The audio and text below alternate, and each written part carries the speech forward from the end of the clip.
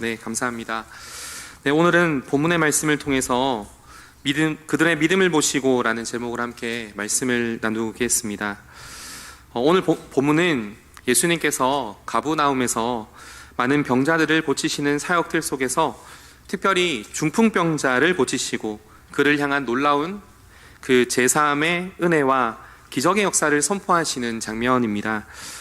그런데 오늘 이런 고침과 제사함의 은혜가 나타나는 가운데 참 독특한 장면이 하나 나오는데 그것은 무엇인가 하면 예수님께서 말씀을 전하시고 그 사역을 하시는 것이 크게 방해를 받으셨다라는 것입니다.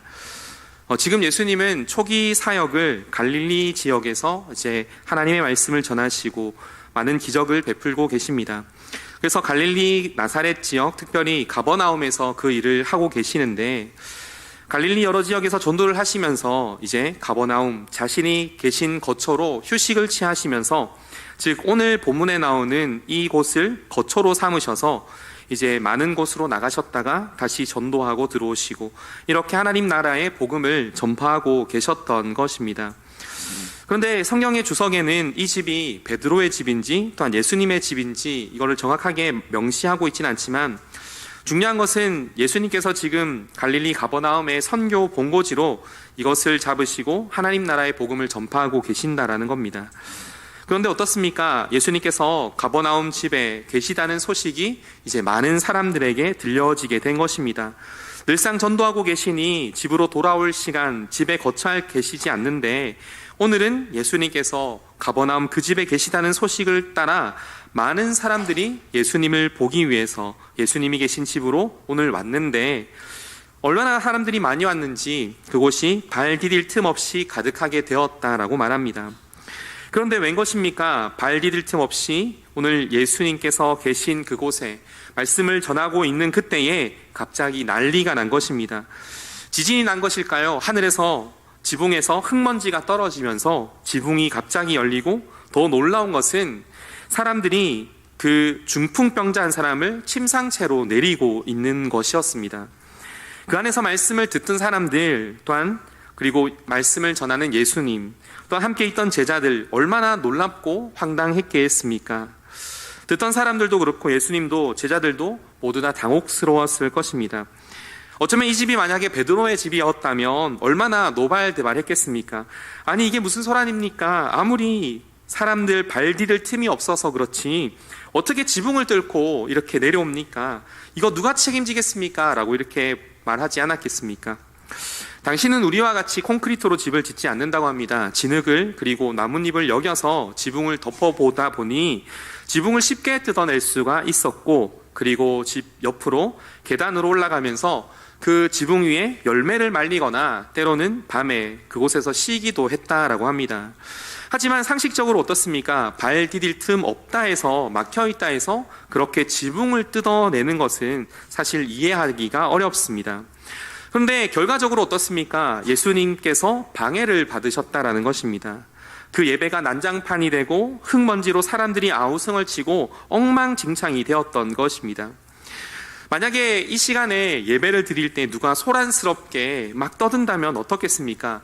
안 그래도 긴장하는 제가 더 효가 꼬이지 않겠습니까? 저희 사모가 늘 말하는 게 있는데 당신은 원고를 폭파시켜야겠다 이렇게 얘기를 하는 겁니다.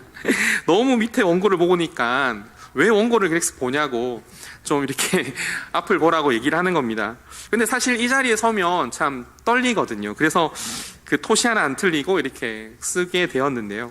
결국 이렇게 소란스럽다면 모든 사람들이 당혹감을 느끼지 못할 뿐만 아니라 당혹감을 느끼고 그리고 막 소란을 제지하기 위해서 여러 가지 분위기가 아마 이상해질 것입니다.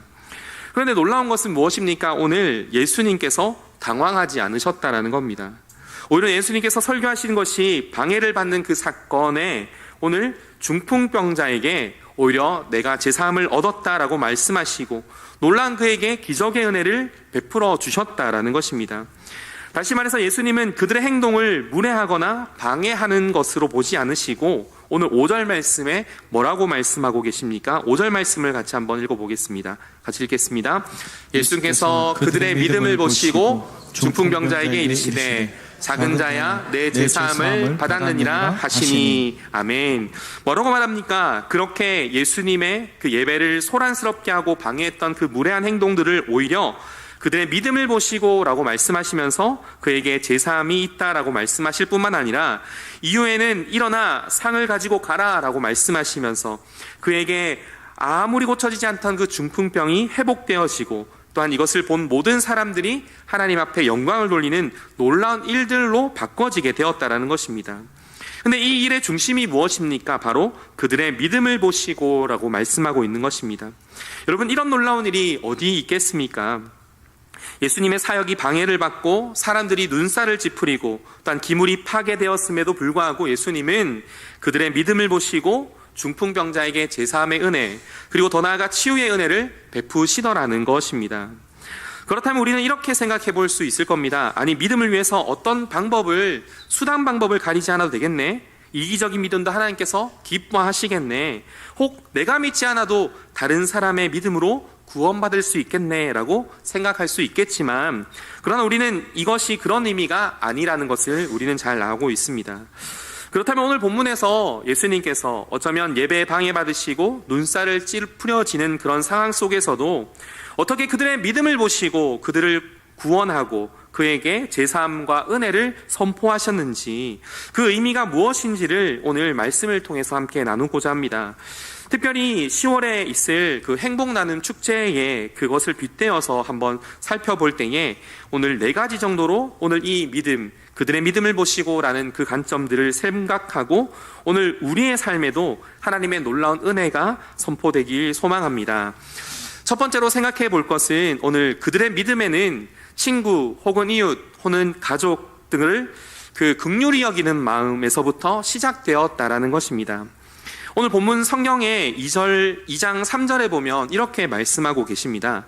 사람이 한 중풍병자를 4사람에게 메워 가지고 예수께로 올세라고 말씀하고 있습니다. 정확하게 그들이 어떤 관계인지는 사실 말씀하고 있지 않습니다. 유추해 볼 때 친척이거나 친구이거나 아니면 가족이 아니었겠습니까? 생전 처음 보는 사람이 중풍병자를 그렇게 메고 오는 일은 있을 수 없습니다.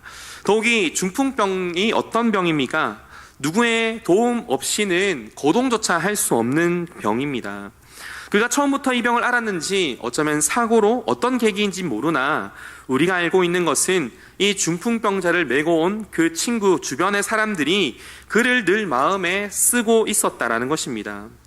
어디 갈 때도 그가 쉽게 갈 수 없으니 밥을 먹을 때도 또 화장실을 갈 때도 씻을 때도 모든 것이 사람의 도움이 필요한 것입니다. 요즘은 지금 날이 덥지만 봄, 가을에는 여행을 가지 않습니까? 그러면 그 여행을 가더라도 그 중풍병자는 어떤 사람의 도움이 필요하다라는 것입니다. 그럴 때마다 그 친구가 그 중풍병자를 바라보는 그 마음이 어떠하였겠습니까? 아, 저 친구 참 데려가야 하는데 라고 생각하지 않았겠습니까?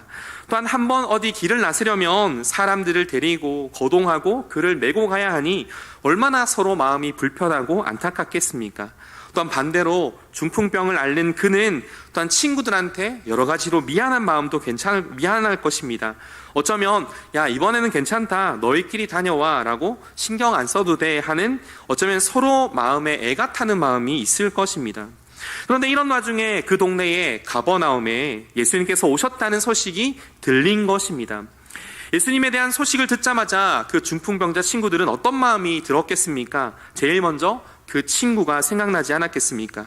늘 중풍병으로 고생하며 아무것도 하지 못하던 그의 마음이 이제는 그 친구들 속에 희망과 소망이 생기기 시작한 것입니다. 그래, 예수님이라면 분명히 내 친구를 고쳐주실 수 있을 거야. 그래, 가보자. 예수님께 데려가보자 라고 했던 것입니다. 첫 번째, 오늘 우리가 또한 전도 축제를 준비하면서 그리고 오늘 본문에 그들의 믿음 이 곳에 생각할 때에 정말 그 마음에 필요한 것이 무엇입니까? 바로 긍휼함, 바로 누군가를 향한 사랑의 마음, 애쓰는 마음이라는 것입니다. 즉 전도의 시작, 영혼 구원의 시작은 어디서부터 시작하는 것입니까? 바로 한 영혼을 불쌍히 여기는 마음에서부터 시작한다라는 것입니다. 우리 주변을 살펴보면 어떻습니까? 얼마나 많은 어려움을 당하는 이웃, 친구, 가족들이 있습니까? 또한 예수를 몰라서 죄와 사망의 권세에 묶여서 진짜 중풍병자처럼 자유마음 없이 살아가는 인생들, 세상 속에서 많은 것들을 누리고 있으나 영적으로는 병들어가는 그들, 이제는 지옥의 지름길로 가고 있는 그들의 삶에 우리가 가져야 할 마음이 무엇이겠습니까? 그것은 첫 번째로 그 믿음 안에는 긍휼함과 사랑함이 있어야 한다라는 것입니다. 그러므로 오늘 우리는 이런 긍휼한 마음, 자비한 마음, 누군가를 돌아보는 마음을 통해서 오늘 우리가 준비하는 이 전도 축제를 준비해 나가야 할 것입니다. 여전히 영적 그 중풍병자처럼 우리들의 도움이 필요한 사람들, 어쩌면 나의 치육과 이웃과 가족들을 우리는 돌아볼 때에 먼저는 그 긍휼한 마음으로 바라보는 그 첫 번째 시선이 오늘 우리에게 주시는 그들의 믿음 안에 있습니다. 그렇다면 두 번째, 그들의 믿음에서 오늘 바라보는 것은 무엇일까요? 그것은 적극적으로 행동하는 믿음, 그 열심, 바로 장애물을 극복하는 용기라는 것입니다. 오늘 읽어보진 않겠지만 3절과 4절에 보면 어떻습니까? 네 명의 친구가 예수님께 중풍병자를 메고 오는데, 그런데 상황이 여의치 않습니다. 지금 예수님 그 가버나움 집에는 예수님의 말씀, 하나님의 나라의 복음과 그 많은 것들을 듣기 위해 많은 사람들이 모여서 비집고 들어갈 틈이 없을 정도로 많은 사람들이 있었던 것입니다. 도저히 예수님께 이 친구를 데려갈 수 없었던 것입니다.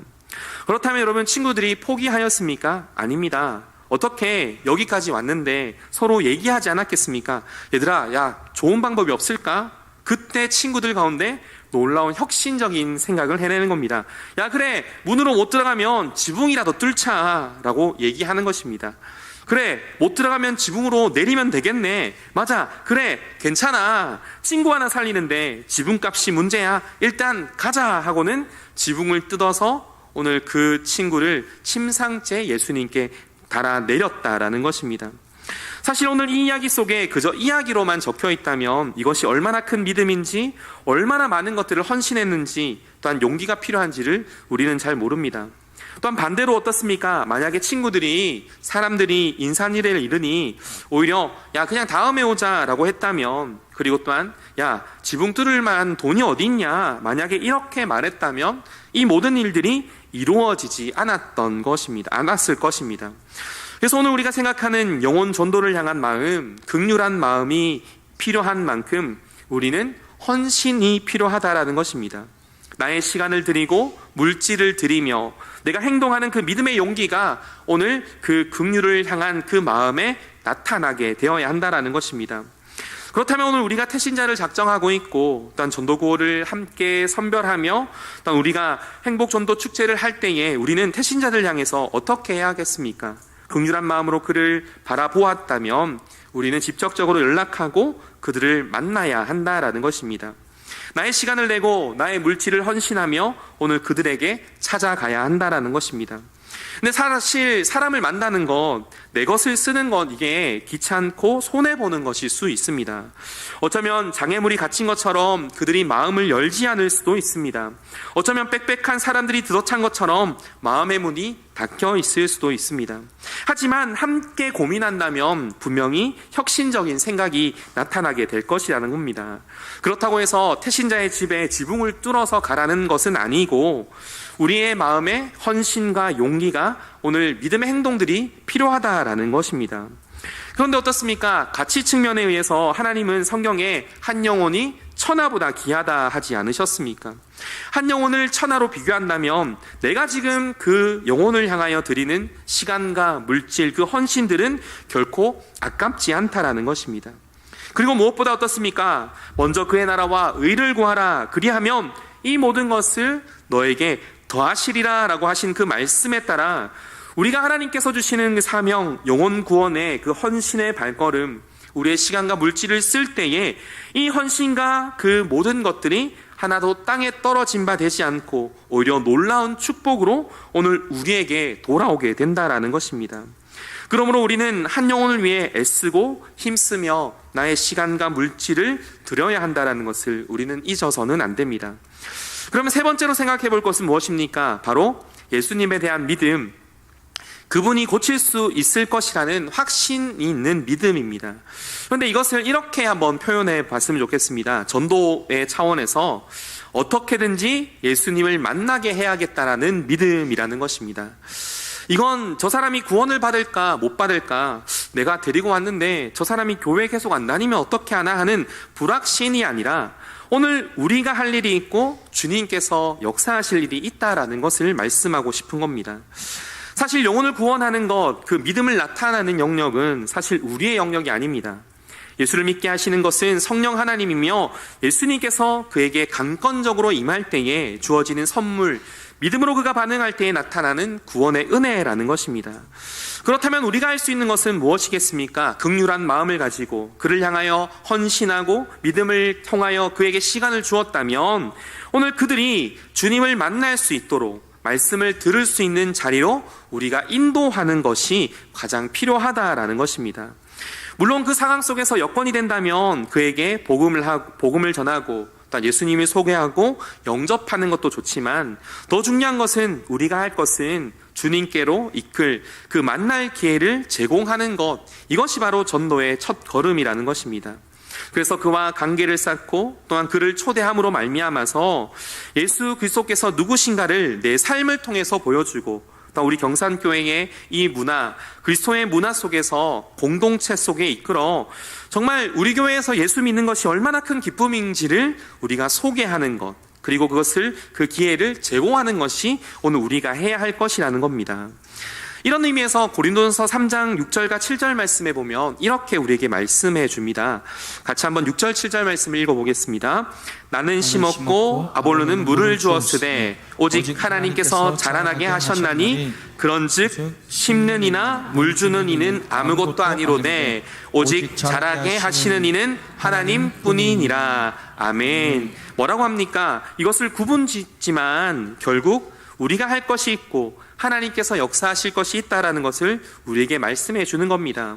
그래서 사실 전도하기 힘든 것은 어떤 마음이 자리 잡고 있습니까? 내가 저 사람을 데리고 왔는데, 내가 저 사람을 만났는데 저 사람이 예수 안 믿고 떠나면 어떻게 할까 하는 사실 그 두려움 때문에 먼저 다가가기가 힘들다라는 것입니다. 그러나 오늘 이런 관점에서 우리는 어떻게 생각해야 합니까? 예수님께서 그 안에 믿음을 주실 것이라는 확신 속에서 우리가 먼저 해야 할 것은 그를, 예수님을 만날 수 있는 자리로, 오늘 우리 경산교회로 오늘 우리가 그 기회를 제공하는 것, 그렇게 우리가 그 자리를 마련할 때에 주님께서 오셔서 그에게 영혼의 은혜와 능력, 그래서 하나님께서 주시는 그 구원의 능력들로 인하여 하나님께서 그 영혼을 만지시면 그가 구원받고 예수 믿게 된다라는 것입니다. 그래서 오늘 본문에 어떻습니까? 그들의 삶의 영적 중풍병만 아니라 제3의 은혜가 선포되어서 참된 구원의 영역 속에 들어가게 되었다라는 것입니다.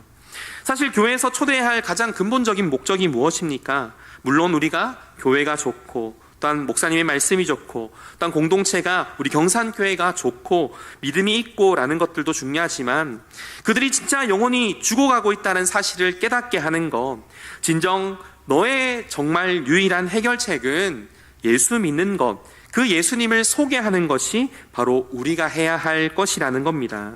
그러므로 오늘 우리는 마음에 많은 전도의 부담이 있지만 먼저는 예수님께로 오늘 이끄는 것, 이것이 중요합니다. 그리고는 그때에 예수님께서 주시는 그 은혜와 능력이 나타난다면 오늘 중풍병자에게 제사함이 선포되어진 것처럼 뿐만 아니라 그가 상을 들고 일어나고 그것을 바라보는 모든 사람들이 하나님께 영광을 돌린 것처럼 하나님의 은혜의 역사가 나타나게 된다라는 것입니다. 그러므로 오늘 우리는 태신자 이 축제를 준비하며, 행복 나눈 축제를 준비하며 우리는 그 한 영혼의 긍휼한 마음과 그를 향한 마음의 그 시간과 헌신을 드릴 뿐만 아니라 그가 진짜 말씀을 들을 수 있는 자리로 이끄는 것, 이것이 필요하다라는 것입니다. 그러므로 오늘 우리는 태신자를 주님께 이끌어야 할 사명이 있습니다. 그래서 그가 주님을 만날 때에 진정 하나님의 구원의 은혜가 나타날 줄 믿습니다. 그렇다면 마지막으로 생각해 봐야 할 것은 두 번째 의미 속에서 우리가 적극적으로 행동하는 믿음, 그것에 비슷한 영역 속에서 우리의 협력과 동역이 필요하다라는 것을 우리는 살펴보아야 합니다. 행복 나눔 축제를 준비하면서 주보를 보면 이렇게 14주간 실행 일정들이 있지 않습니까? 여러분, 이것을 보면서 어떤 마음이 드셨습니까? 누군가는 하겠지라고 생각하셨습니까? 운영위원, 전도 임원들, 교육자들이 하는 거겠지라고 혹시 생각하셨습니까? 그러나 행복나눔 축제를 준비하는 것, 이것은 우리 모두의 축제가 되어야 되고 우리 모두가 준비해야 하는 그 동력의 기쁨이 있어야 한다는 것입니다. 특별히 한 중풍병자를 오늘 4명이 데리고 왔다는 그 영적 의미를 한번 살펴보면 어떻습니까? 그 들것을 한 사람이 4부분을 이렇게 메고 협력해서 왔지 않겠습니까? 근데 만약에 그 4명 중에 1명이라도 반대했더라면 이 일이 가능했겠습니까? 그러면 아니야, 2명이라도 장정 하나 데리고 오는 건 문제 없을 텐데 라고 했겠지만 2명이면 지붕을 뚫을 생각을 하지 못할 겁니다. 2명이면 중풍병자를 데려오려면 부축하거나 그래야 하지 않겠습니까? 그런데 4명이기 때문에 한 중풍병자를 메고 왔고 또한 지붕을 뚫을 비상할 생각을 할 수 있었다라는 겁니다. 그리고 상식적으로 어떻습니까? 장정 하나를 2명이서 내린다라는 것은 사실 말이 안 되는 겁니다. 가능하다고 해도 그 중풍병자가 떨어져서 더 큰 사고가 나지 않았겠습니까? 그런 이런 의미 속에서 4명이라는 것은 무엇입니까? 바로 균형 있게 주님께 다다를 수 있게 하는 것, 이것이 바로 오늘 우리의 이 전도 축제를 준비하며 또한 우리가 영혼을 구원하기 위해서 우리가 살펴봐야 한다라는 것입니다. 아무리 내가 애쓰고 내가 힘써 한 영혼을 긍휼히 여기고 믿음으로 행동하고 또한 그에게 그 교회로 데리고 온다 해도 모든 사람들이 협력하여 그 태신자 영혼을 살피고 보살피지 않는다면 이것은 그저 행사밖에 되지 않는다라는 것입니다.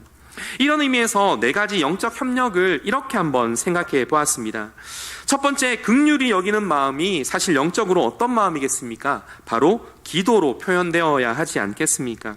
내 주변에 여전히 영적으로 육적으로 세상의 그 죄와 악에 갇혀 아무것도 하지 못하는 그들을 향하여 긍휼히 여기는 마음이 바로 기도로 우리의 삶에 나타난다라는 것입니다. 긍휼히 그리고 기도의 마음의 그 첫 부분이 필요하다라는 것입니다. 그리고 두 번째의 그 균형은 무엇이겠습니까? 바로 긍휼히 여기고 기도할 때에 바로 행동하는 믿음이 나타나게 된다라는 것입니다. 기도하면서 태신자를 찾고 그를 찾아가서 나의 시간을 드리고 헌신하고 만날 때에 또한 놀라운 역사가 일어나는 것입니다. 그리고 세 번째는 무엇입니까? 내 안에 예수에 대한 믿음의 확신, 내가 구원에 대한 확신이었는데 어떻게 다른 사람에게 긍휼히 그리고 기도하며 그를 우리 교회로 데려올 수 있겠습니까? 일단 이 구원의 확신 속에 중요한 것은 우리가 경산교회를 소개할 마음이 필요하다라는 것입니다. 내가 우리 교회를 싫어 라고 한다면 어떻게 우리 교회로 초청할 수 있겠습니까? 우리 경산교회 담임 목사님, 장로님, 또 우리 교회 성도들, 우리 다음 세대 아이들, 우리의 이 예배의 영적 공동체가 얼마나 좋다라는 것의 확신으로 그들을 초대하고 초청하는 것, 이런 믿음의 확신, 예수 믿는 확신과 교회를 사랑하는 그 확신들이 바탕이 되어야지 된다라는 것입니다. 그리고 마지막으로 무엇입니까? 바로 균형 있는 모습, 이 기도와 행함과 그리고 확신 속에 오늘 우리가 서로 함께 동력하는 것이 나타날 때에 비로소 오늘 하나님의 말씀처럼 한 영혼을 오늘 어쩌면 불가능해 보이지만 지붕을 뜯어 내리는 것, 그래서 결국 주님을 만남으로 말미암아 제3의 역사와 또한 일어남의 기적을 나타나게 되었다라는 것입니다. 그러므로 오늘 우리의 삶에 전도하러 갈 때에 우리는 균형이 필요합니다. 우리의 기도의 균형이 필요하고 또한 우리의 믿음의 행동의 균형이 필요하고 또한 뿐만 아니라 오늘 내 믿음의 확신, 교회를 소개하기 위한 그 마음, 그 좋은 마음의 확신, 그리고 함께 이루어가야 할 그 4가지가 균형에 가득하게 세워져서 하나님의 놀라운 은혜가 오늘 우리 경산교회에 또한 행복 나눔 축제에 일어나길 주님의 이름으로 축복합니다. 이제 말씀을 정리하겠습니다. 여전히 세상은 영적으로 악합니다. 여전히 영적으로 중풍병자 같은 인생들이 얼마나 많은지 모릅니다. 그리고 세상을 바라볼 때에 얼마나 두렵고 악함들이 많은지 모릅니다. 그들에게 필요한 것이 무엇이겠습니까? 바로 예수 그리스도의 복음, 구원의 은혜, 그들이 바로 예수를 만나는 것입니다. 그리고 또한 이 일을 위해서 우리를 부르셨다라는 그 사명을 기억한다면 오늘 말씀의 의미처럼 우리가 협력하고 믿음의 확신과 기도와 믿음의 행동을 통해서 우리에게 주신 그 은혜, 영혼 구원의 사역의 의미가 더욱더 넘쳐나서 우리 경상교회가 놀라운 은혜의 부흥이 나타날 줄 믿습니다. 이렇게 일하실 주님을 기대하며 축복합니다.